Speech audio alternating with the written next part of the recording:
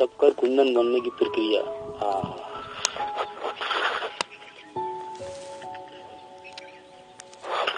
पहले जिह्वा इंद्री का अभ्यास कराया जाएगा। आपकी जिह्वा को तपस्वी बनाया जा रहा है। स्वाद के लिए भटकने वाली जिह्वा, इनसे आपके स्वास्थ्य को खराब कर दिया, आपके मन को खराब कर दिया।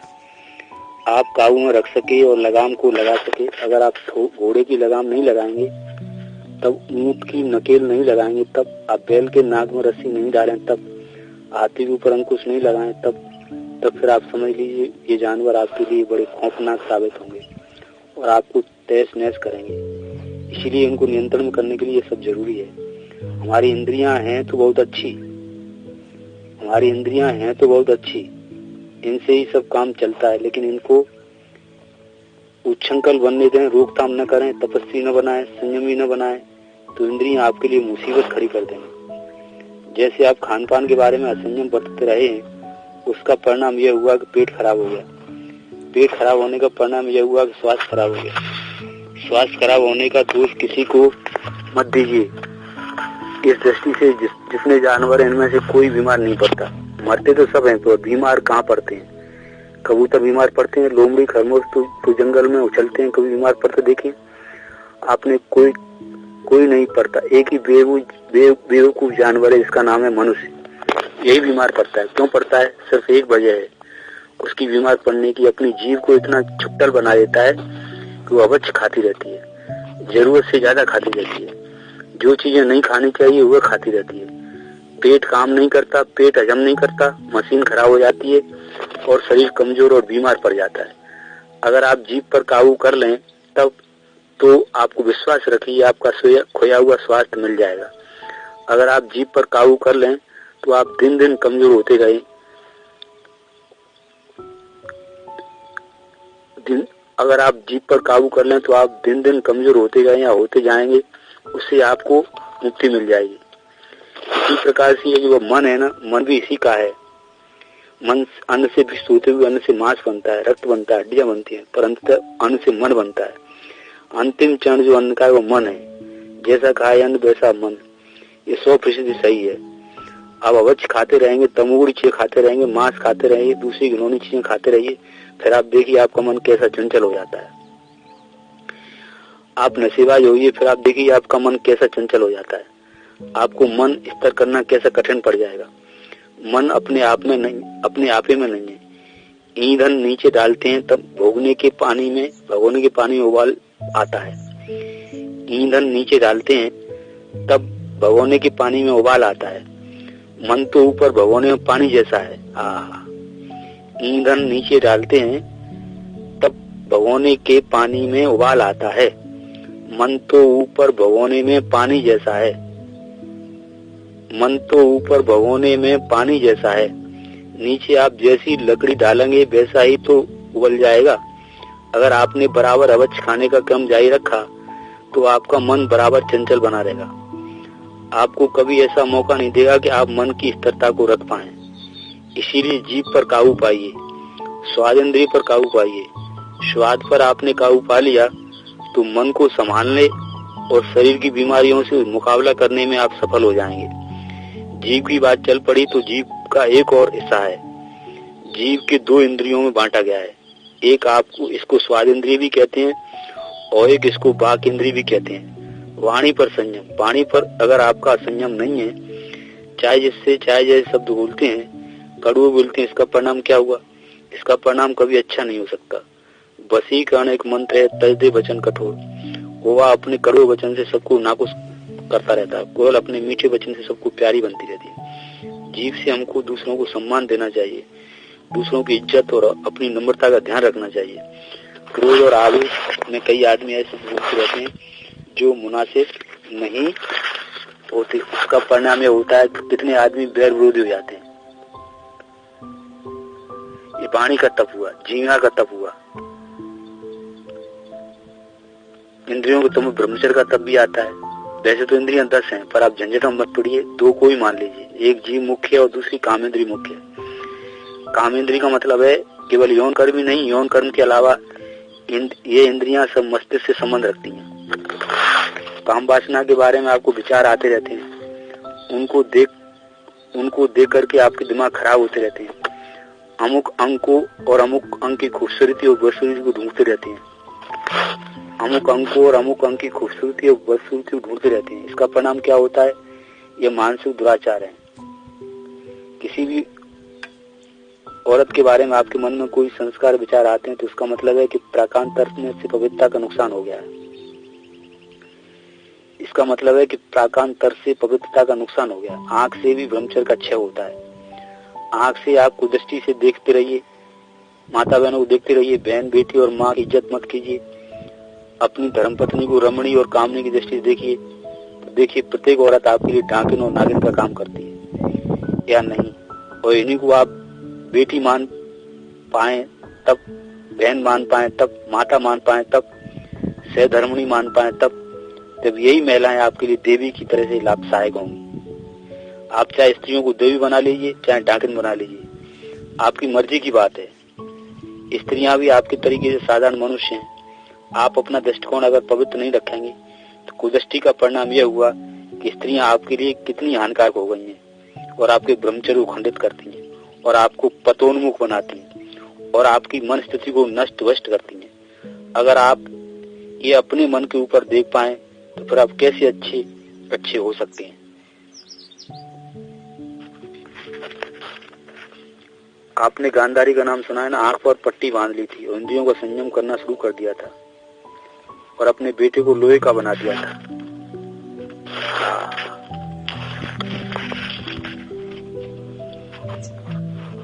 समय का संयम। समय अपनी संपत्ति है। जीवन जो बनाया है ये समय से गुंथा हुआ है। समय का अर्थ है जीवन, जीवन का अर्थ है समय। आप समय के एक एक क्षण को इस तरह से खर्चीजिए जो व्यर्थ न जाए, केवल आत्मा के हित के लिए में उसमें काम हो।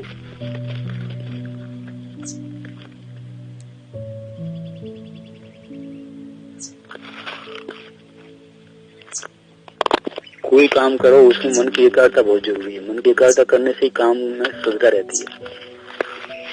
बया पक्षी होता है ना, एक एक तिनके को ढूंढ कर लाता है, उसकी लंबाई चौड़ाई नाप के लाता है, हिसाब से लाता है, मोटाई को देख के लाता है और जहाँ लगाता है घोंसले में बड़ी सावधानी से मनोयोग से लगाता है। दूसरी ओर घोंसला बनाने वाला कबूतर उल्टी पुल्टी टेढ़ी तिरछी लकड़ी से ले आता है, जहाँ की तहाँ रख लेता है।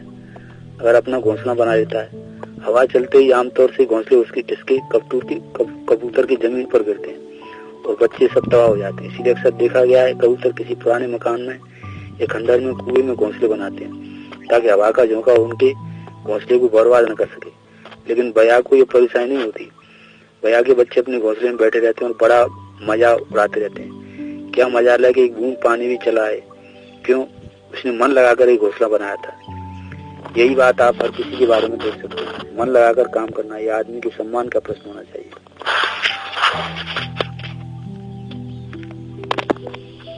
पैसे वाले होकर जियोगे तो क्या,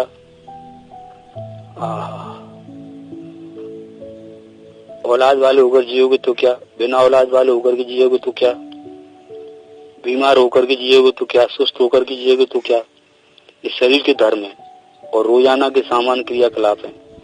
इससे क्या बिगड़ता है, क्या बनता है? नहीं साहब, बीमार आदमी को बड़ी हानि हो जाती है। नहीं बेटे, बीमार आदमी कोई हानि नहीं होती। जगत गुरु शंकराचार्य को 16 वर्ष की उम्र में भगंदर का फोड़ा हुआ था। 32 वर्ष की उम्र में उनका देहांत हो गया था। 16 वर्ष तक जिए।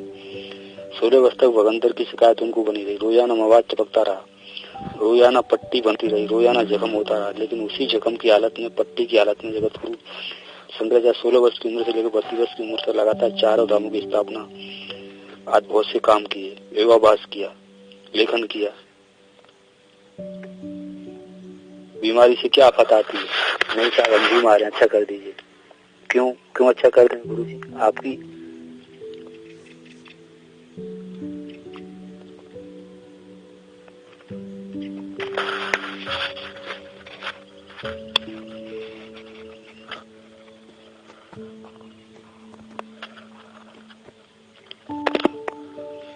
जितनी चीजें आपको मिलती जाएंगी सुविधा की, उतने ही आप अधिक पाप में और रस में डूबते चले जाएंगे।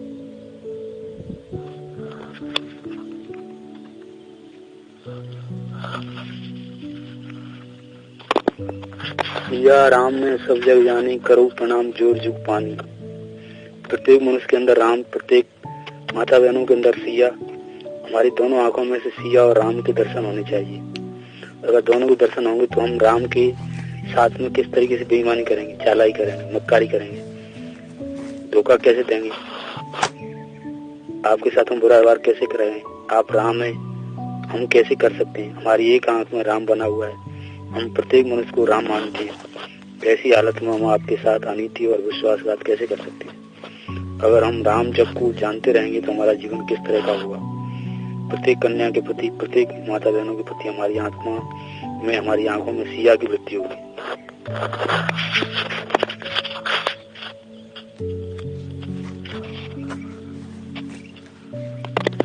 जाप करने में क्या वैज्ञानिक विधि है, उसको अपनी ज्ञान करते हैं कि शब्द भी और शक्ति भी है। जिस तरीके से बहुत सारी शक्तियां होती हैं, उस तरीके से शब्द की भी एक शक्ति है। शब्द की शक्ति का भी हम इस्तेमाल करते हैं। शब्द की शक्ति क्या है? शब्द की शक्ति बताता हूँ। किसी मिलिट्री वाले से पूछना, क्यों साहब, जब आपकी मिलिट्री पुल पर से होकर के निकलती है तो आपके सिपाही होते हैं, खटपट लगता है तो चलाते हैं। ऐसे कैसे चलते हैं? तो क्या करते हैं? हम ये करते हैं कि पैर से पैर मिलाकर के चलिए मत। नहीं, हम तो ऐसे ही चलेंगे जैसे हमको चलना चाहिए, ऐसे ही नहीं चलेंगे। अगर हम ऐसे चलेंगे तो हमारे अंदर ताल की जो शक्ति है, ताल की एक शक्ति होती है, इतनी जबरदस्त होती है कि आप टांग से टांग मिलाकर के चलें तो आप लोहे के पुलों में छेद कर सकते हैं, पुल गिराए जा सकते हैं। ये शब्द की शक्ति है। और शब्द की शक्ति से भी ताल की शक्ति है। शब्द की शक्ति में भी ताल की शक्ति है। ताल अपने आप में एक अलग चीज है। ताल क्या चीज है? क्रमबद्धता। ताल क्या चीज है? क्रमबद्धता। राम के नाम का हम उच्चारण करते हैं,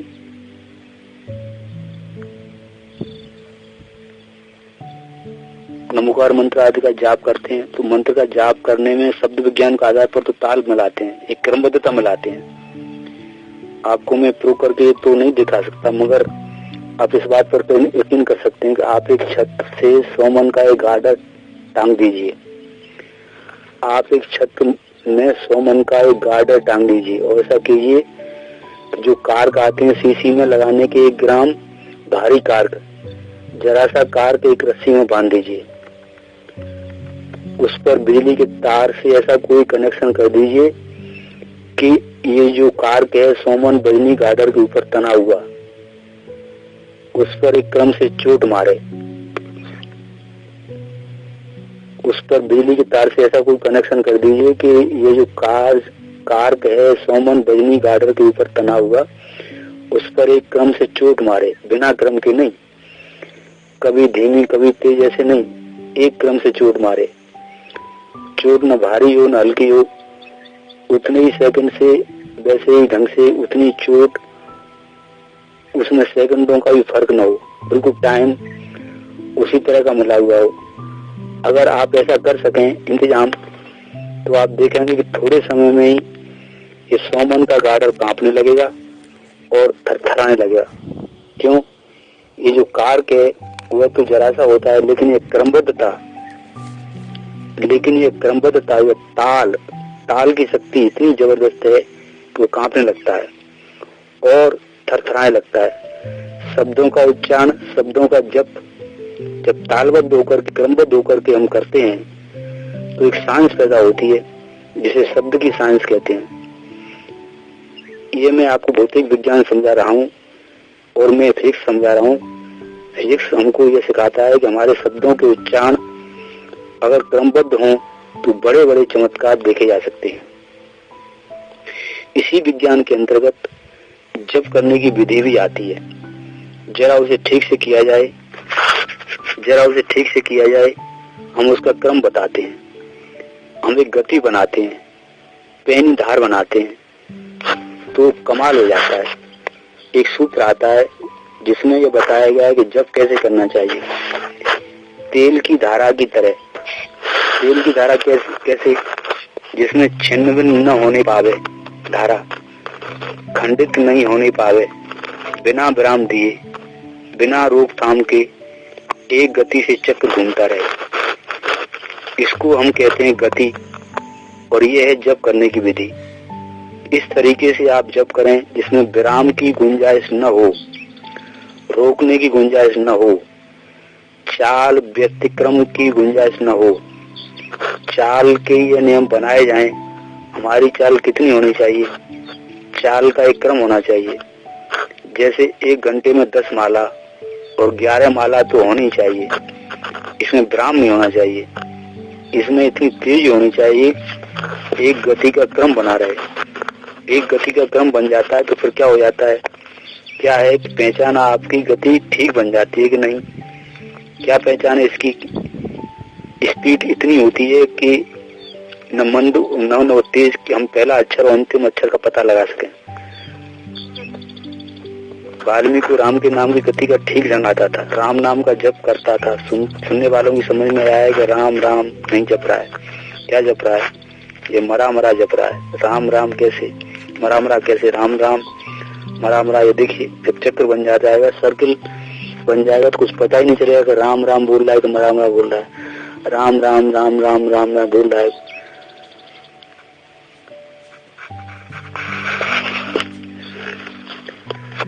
तो क्या होता है, विराम के ऊपर विराम नहीं होगा तो फिर क्या हो जाएगा, एक गति बन जाएगी। गति बन जाती है तो गति की शक्ति अलग बन जाती है हमारे शरीर में।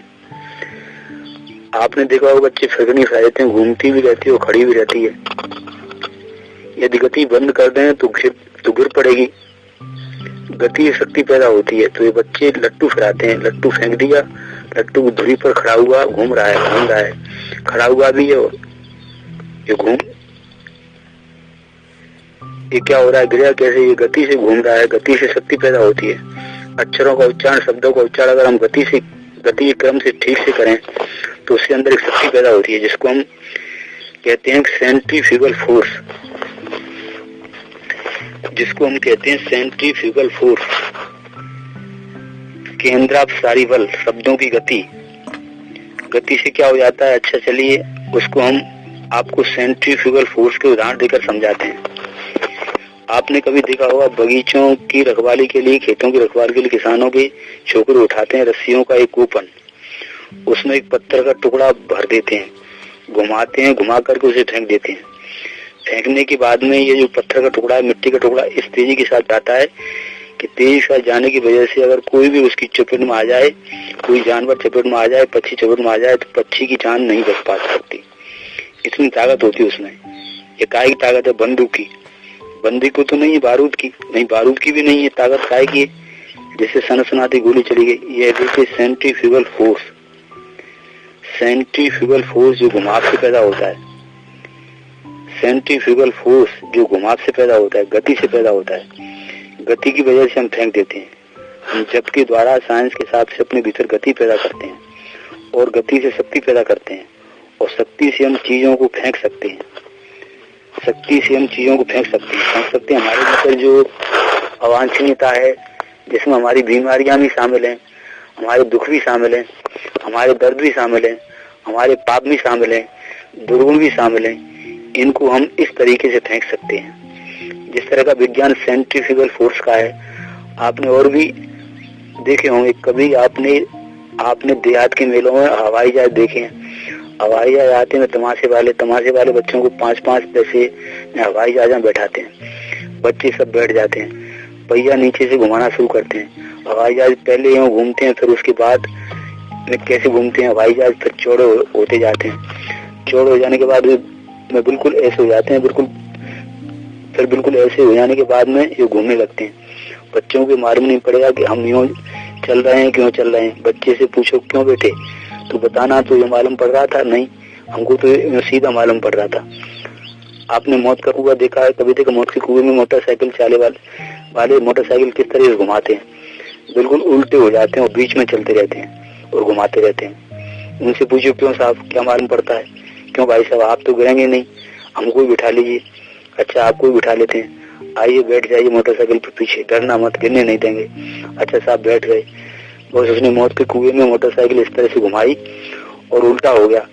वो चिल्ला पड़ा, अरे साहब आप गिरेंगे। नहीं गिरेंगे। आपके अंदर जो अवरोधक शक्ति है उसको हम काट रहे हैं।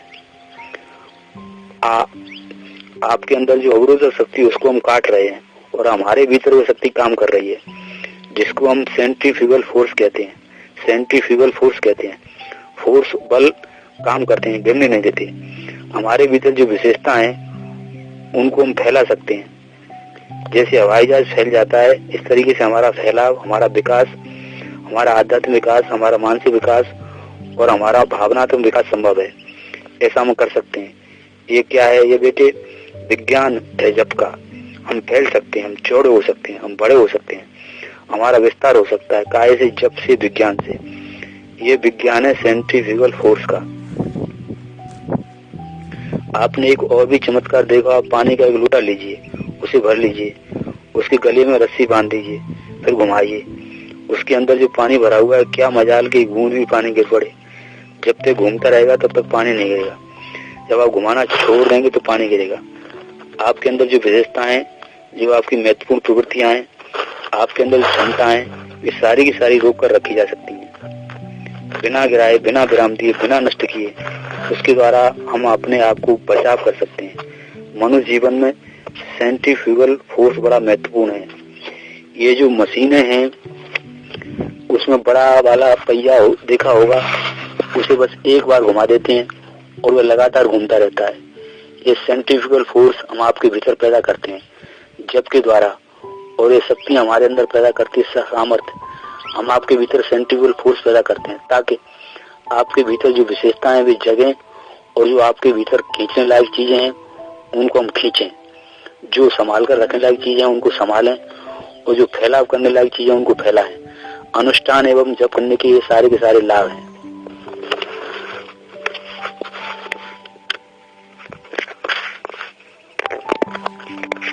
कभी आपने देखा कि जीभ से शब्दों की उत्पत्ति कैसे होती है? हमारी जो जुबान है जिससे हम बोलते हैं, आप ये मत समझना जीभ की अक्षर यहाँ से हो जाते हैं। इसके अंदर मसल्स, मांसपेशियां और दूसरी चीजें आपस में मिलती रहती हैं, तब कहीं जाकर के अक्षरों का उच्चारण होता है। अक्षरों का उच्चारण ऐसे ही नहीं हो जाता। दांत, होठ, तालु, मूर्धा, जीभ, कंठ,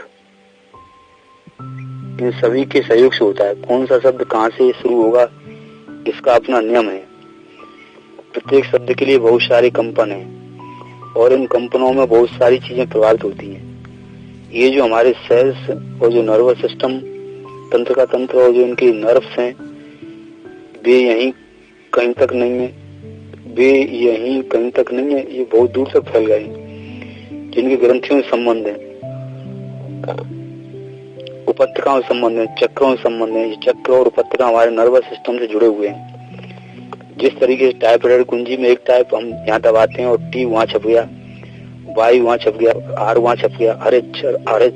हर अक्षर के लिए कुंजी यहाँ दबाते हैं, छपाई वहाँ होती रहती है। हमारे चक्र और उपत्यका जहाँ कहीं भी शरीर में हो, वहाँ हम उनके लिए उच्चारण करते रहते हैं, और उच्चारण करने के साथ साथ में उनके द्वारा बनता रहता है, उनके द्वारा सामर्थ्य उत्पन्न होती रहती है। बहुत सारी चीजें हैं जिनको हम विज्ञान के द्वारा बता और समझा सकते हैं। ब्राह्मण माने संयमी माने हुआ जिसने अपनी इंद्रियों पर, समय पर, विचारों पर नियंत्रण कर लिया हो। सारी शक्तियां एकाग्र हो गई। जैसे आप फैली बारूद को जलाते हैं तो बस पकड़ के जल जाती है, और इकट्ठी की बारूद को गोला के रूप में जलाते तो कमाल दिखाती है। एकाग्रता इसी का नाम है। इस तरह हमने अपने आप को एकाग्र कर लिया, अपने आप पर संयम कर लिया। ध्यान की एकाग्रता में क्या रखा है? आप चाहे घंटों बैठे, ध्यान नहीं है, समग्र जीवन की एकाग्रता। हमने अपने आप को ब्राह्मण बनाने की कोशिश की 10 साल से 15 साल की उम्र तक।